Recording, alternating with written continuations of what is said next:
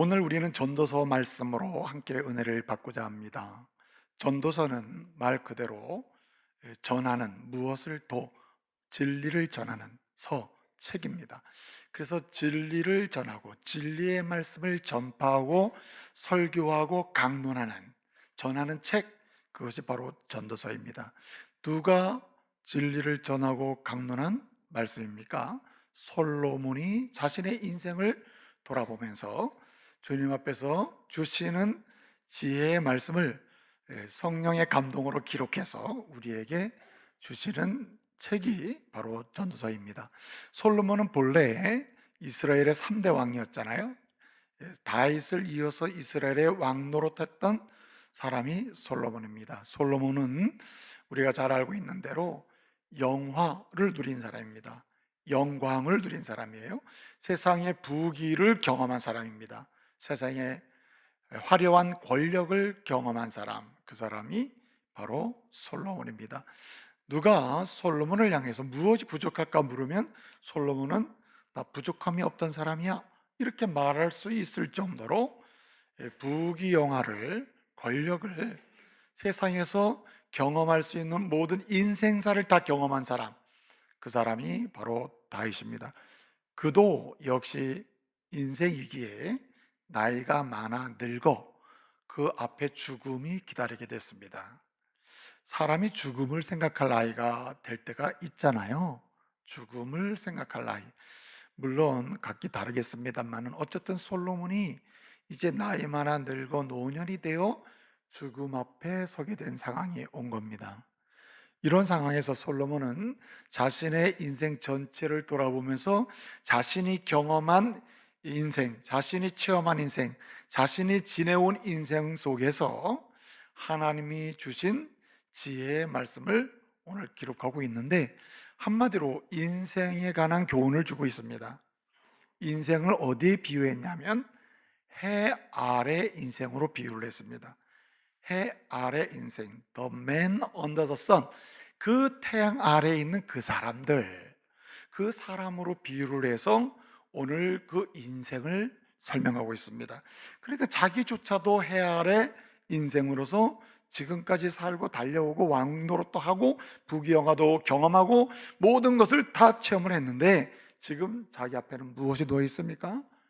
죽음이 놓여 있는 겁니다. 연로하여 나이를 먹어 죽음이 놓여 있는 것입니다. 이런 상황에서 그런 인생을 정리를 하는데, 인생을 한마디로 뭐라고 얘기합니까? 해 아래 있는 인생, 해 아래 존재하는 모든 인생, 그 인생을 어떻게 정의하고 있습니까?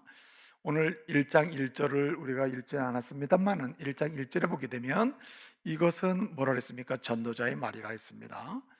전도자의 말은 이 말씀, 다바르 코엘레트라고 그랬는데, 이 코엘레트라고 하는 말은 teacher, preacher, lecture 이런 뜻입니다.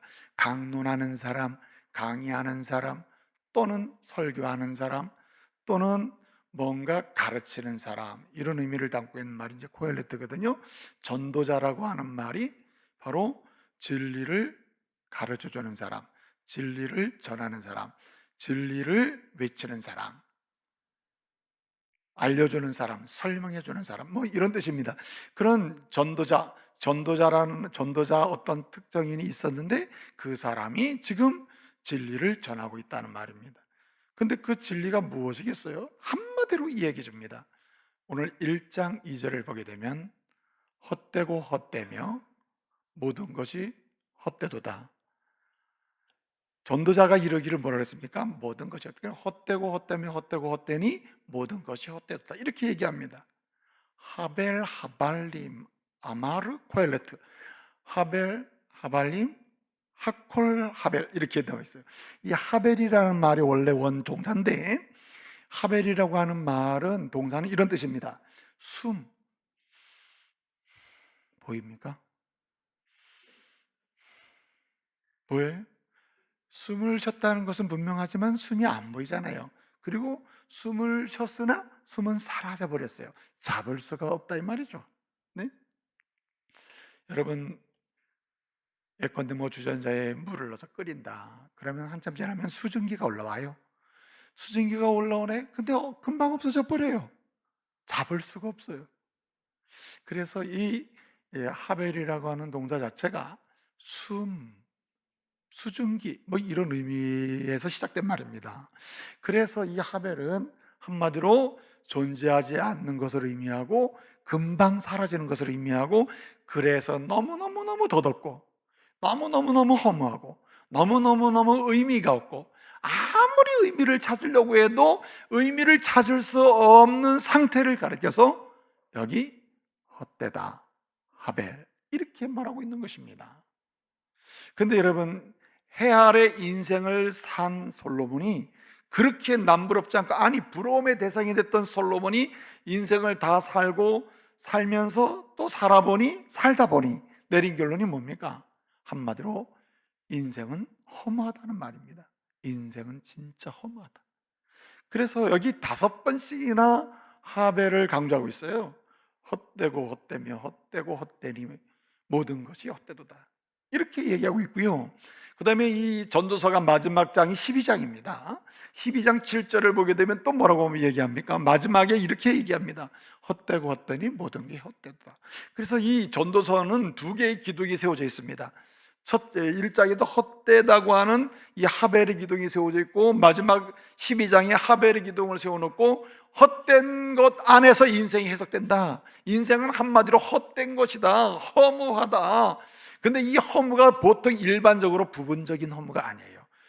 허무할 때도 있다고 안 해요. 조금 허무하더라, 이게 아닙니다. 솔로몬이 살면서 살아보고 산 후에 내린 결론은 절대 허무예요. 절대 허무. 누구도 그 앞에서 허무하지 않아, 이렇게 말할 수 있는 사람이 없다는 말입니다. 인생을 살면서 살다 보면, 살고 나면 항상 살면서 느끼는 것, 살다 보면 느끼는 것, 살고 나서 느끼는 게 뭐냐? 하벨, 하발림, 헛되고 헛되다. 절대 허무를 경험할 수밖에 없다는 말입니다. 여러분, 솔로몬은 이런 허무함을 증명을 했어요. 그리고 전도서를 통해서 솔로몬은 허무한 인생을 증명을 하고 확실히 얘기했어요. 설명까지 다 해놨어요. 자, 그런데 솔로몬은 허무한 인생을 정리해 주려고 한 것은 아닙니다. 그럼 뭐 허무주의, 니힐리즘에 빠져서 그냥 살라고 한 것도 아니에요. 그런 말 하려고 여기 말씀이 있는 건 아니잖아요. 여러분, 이렇게 하벨의 포로가 되고 헛됨의 포로가 될 때, 공허의 포로가 되고 허무의 포로가 될 때, 어떤 특정한 시기와 시간에 이 허무의 극한 포로가 되잖아요. 그러면 스스로 자기의 목숨을 던집니다. 진짜 허무하다. 허무의 완성은 죽음이다. 죽음의 끝자락이 허무거든요. 그러니까 죽음으로 허무의 완성을 보는 거예요. 던지자, 던져. 그래서 생명을 던지는 일도 비일비재에 나타나는 겁니다. 여러분, OECD 국가 중에 우리나라가요, 작년에 자살률이 여전히 1위입니다. 우리나라가 자살률이 1위예요.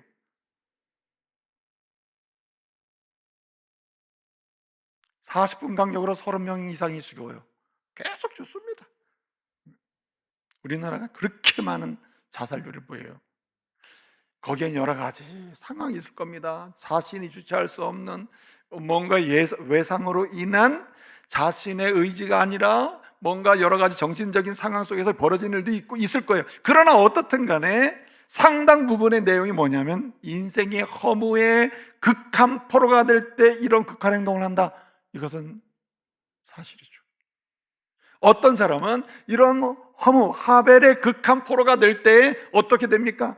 진짜 허무하다. 그래서 어떻게 됩니까? 그 허무를 극복하려고 온갖, 어떻습니까? 하나에 몰두해요. 이것 위해 살아야지. 그러다 보면 허무를 극복하려고 하는 느낌도 같죠. 부분적인 느낌을 가지나 오늘 솔로몬의 결론이 뭡니까? 해 아래 인생이 절대 허무한데 세상 속에 있는 어떤 것으로도 그 허무를 극복할 수 없다는 얘기라는 거예요. 허무한데 극복할 수 있는 방법이 없다는 거예요. 여러분이 보시기에 아주 건강한 가정들 있잖아요. 건강한 부부, 건강한 자녀. 참 저 집안은 참 저 부부는 진짜 건강한 부부야. 참 부러운 부부야. 이런 가정들 중에서 종종 상상하지 못하는 아픔을 가지고 있는 것은 여러분 많이 들 겁니다.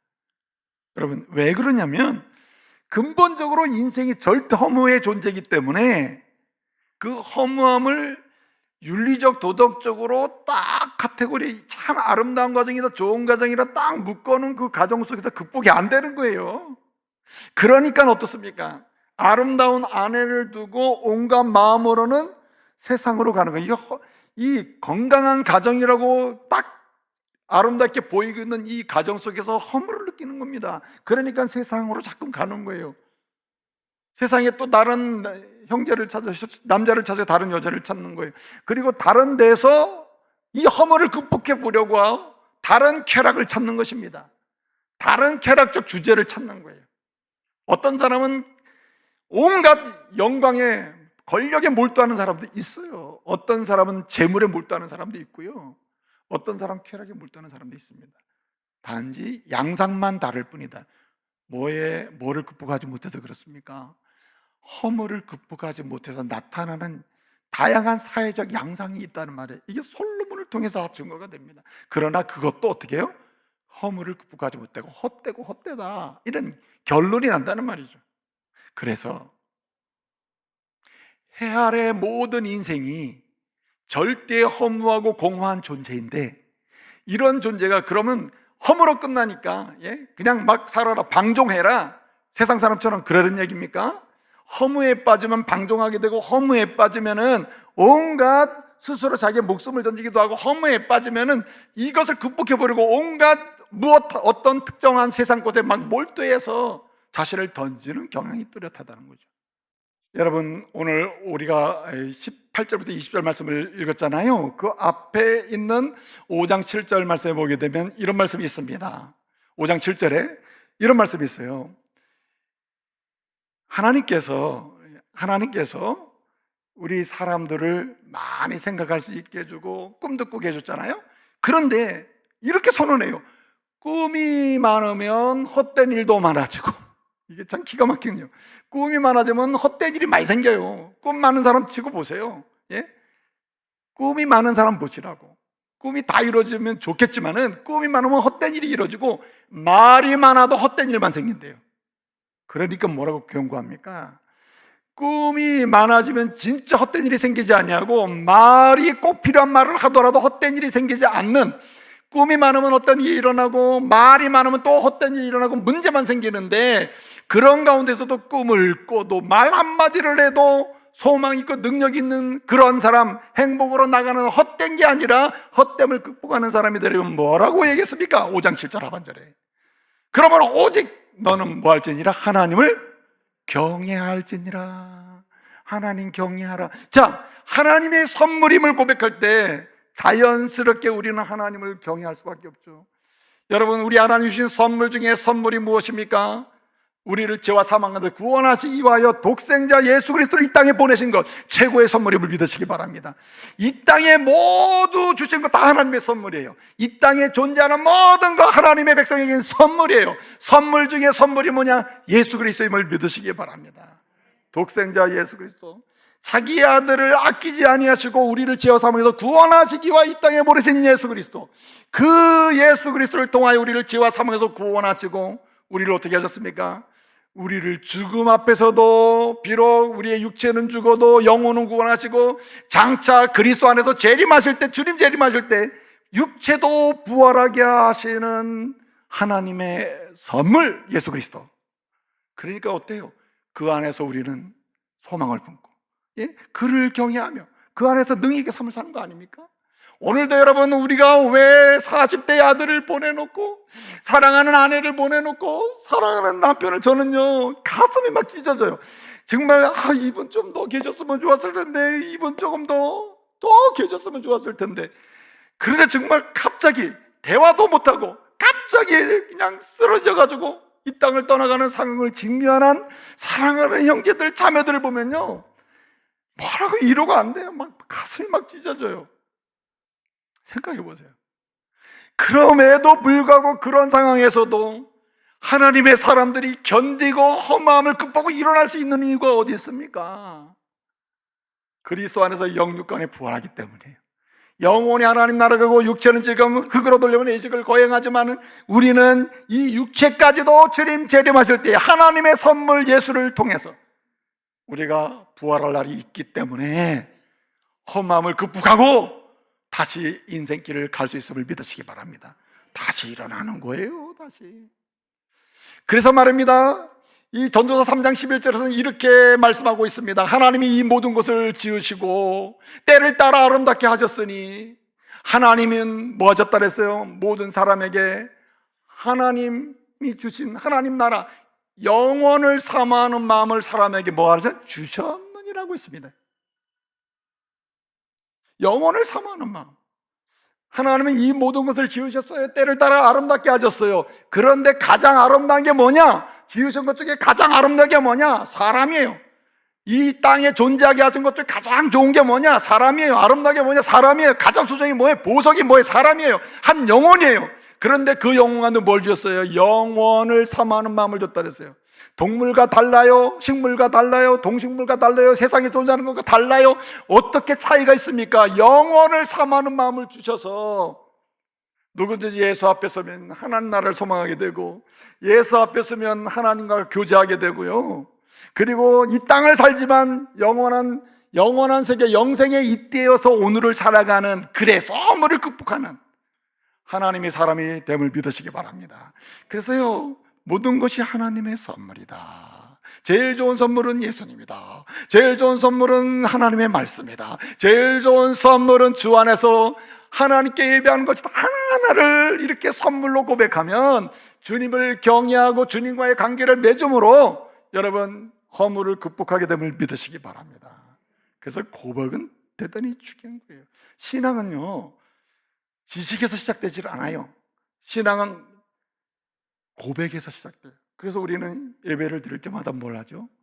고백한 다음에 찬양하지 않습니까? 신앙 고백을 하잖아요. 전능하사 천지를 지신 하나님을 내가 믿습니다. 나를 이 땅에 오신 예수님을 믿습니다. 내 마음을 감동해서 주님을 믿도록 계속해서 신앙을 유지하도록 함께 하시는 성령을 믿습니다. 장차 죽어도 주 안에서 부활의 영생을 누릴 것을 믿습니다.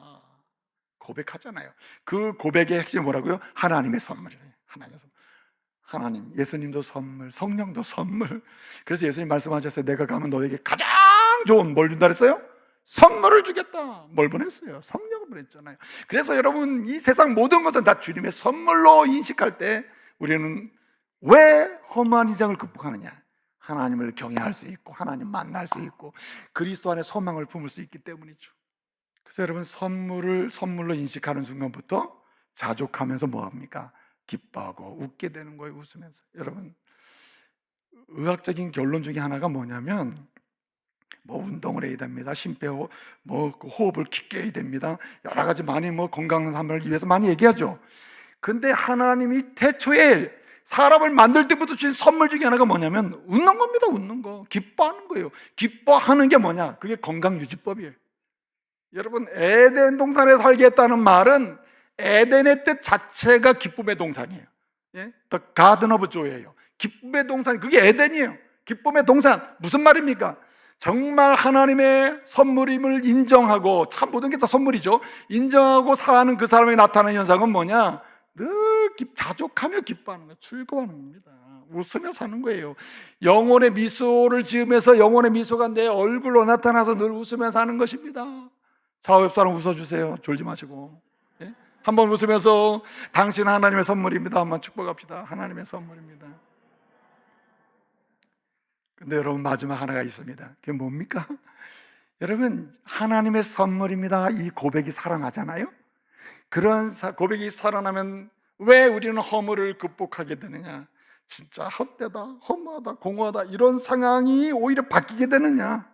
그 이유 중에 하나가 바로 하나님이 내게 주신 선물이기 때문에 선물은 나눌 수가 있는 거예요.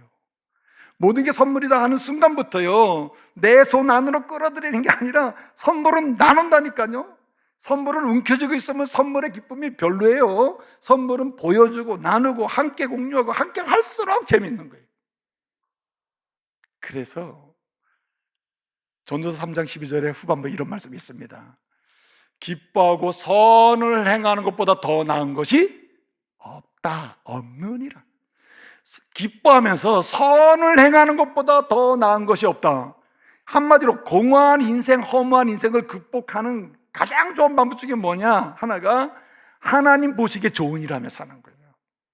나누면서. 한마디로 선물 받죠? 선물 가지고 좋은 일 하는 거예요. 선물은 선물의 일을 해야 돼요. 선물은 조건을 주는 것입니다. 선물은 조건 없이 나누는 거죠. 제가 청년들한테 종종 하는 말이 있어요. 따라해 보세요. 돈 벌어. 좀 크게 해보세요. 돈 벌어. 남 주자. 내가 그럴 줄 알았어요. 실망을 아주.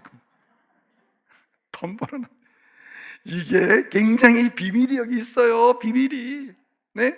여러분, 하나님의 선물이다. 모든 게 하나님의 선물이다. 내가 일해서 내가 돈 벌었지만, 내가 건강하지만, 내 시간이지만, 여러분 정말 하나의 선물로 딱 보잖아요. 시간도 어디다 쓸까? 하나님 좋아하는데 어디다 쓸까?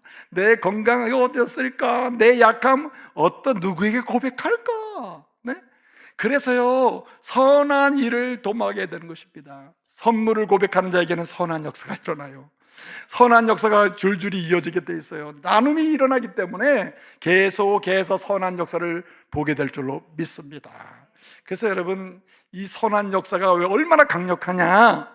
여러분 보세요. 11장 9절을 보게 되면요 11장 9절에 이렇게 말씀하고 있어요. 11장 9절에 청년들아, 청년 어릴 때 일을 좀 즐거워하라. 어릴 때 이렇게 즐거워하잖아요. 어릴 때 일을 즐거워하고 청년의 때에 내가 원하는 대로 그냥 원하는 대로 막 살아. 열심히 살아. 원하는 건 마음껏 해. 그런데 뭐라고 했습니까? 그러나 이 모든 것으로 말미암아 하나님 뭐 하실 줄 알라? 심판하실 줄 알라고 했어요. 심판하실 줄 알라. 이게 무슨 말입니까? 하나님의 선물임을 알고 고백하게 되면은 일상에서 하나님 좋아하는 일을 하게 되는데 마지막 때에 하나님의 심판이 있음을 기억하면서 오히려 더 좋은 일을 하게 된다는 거예요. 청년이 자기 원하는 대로 하는데 심판이 있음을 알고 더 좋은 일을 하는 거예요. 뭘 깨달을 때? 하나님의 선물임을 알 때. 그렇게. 여러분 12장 14절이 마지막 결론입니다. 전도서 마지막 결론이 뭐라고 얘기했습니까? 하나님은 이 사람의 행위와 그 마음에 은밀하게 품었던 거 있잖아요. 사람이 모르잖아요. 우리가 자기가 가지고 있는 온갖 마음을 보여요? 안 보이죠. 은밀한 일, 마음의 생각, 아무도 보지 않는 데서 나를 인지하는 사람들이 없는 곳에서 행했던 모든 거, 은밀한 일, 그 행위와 은밀한 일을 하나님이 선악간에 뭐 하신다 그랬어요? 반드시 심판하신다. 그러니까 무슨 얘기가, 선물로 인정하는, 선물로 고백하면서 선한 일을 하게 되면 심판날에 오히려 상급을 받아요. 심판날에 칭찬을 받아요. 충성된 종아, 잘했다, 착한 종아, 이렇게 칭찬받을 줄로 믿습니다. 여러분 이제 이 말씀을 꼭 기억하십시오. 먼저 오늘부터 매사 모든 환경, 모든 일, 모든 사람을 보면서 하나님의 선물입니다. 하나님의 선물이군요. 이것은 하나님의 선물이다. 당신은 하나님의 선물입니다. 이렇게 하나님의 선물임이 고백되는 이 고백이 회복되기를 말씀으로 축복합니다. 그런 가운데 여러분 하나님을 경외하는 방향으로, 그리고 끊임없이 자족하며 기뻐하는 삶으로, 무엇보다도 하나님의 심판을 기억하고 선을 행하는, 나누는 역사로 여러분 헛된 인생을 오히려 행복한 인생으로 바꿔놓고, 진짜 헛된 인생에 좀 보아라, 내가 죽어보였었으나 나는 너무 행복하다, 내가 너무 감격스럽다, 이렇게 간증할 수 있는 우리 믿음의 가족들 되시기를 말씀으로 축복합니다.